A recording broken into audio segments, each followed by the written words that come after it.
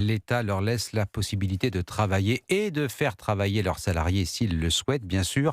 En attendant une loi en bonne et due forme, le gouvernement demande à l'administration de faire preuve de souplesse, décision qui laisse les artisans quelque peu incrédules, Laura Legault, d'autant que les contrôles sont bel et bien prévus.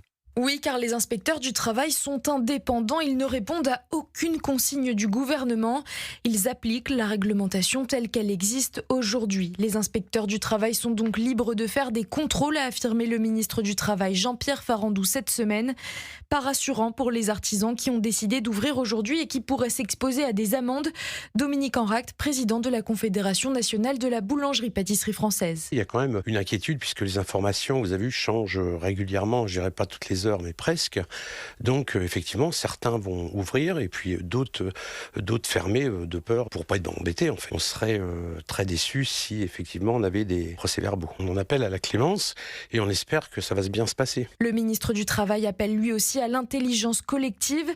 L'année dernière, de nombreux artisans se sont vus infliger des amendes après des contrôles de l'inspection du travail. Laura Legault, côté syndicat, on est déterminé à maintenir ce 1er mai férié.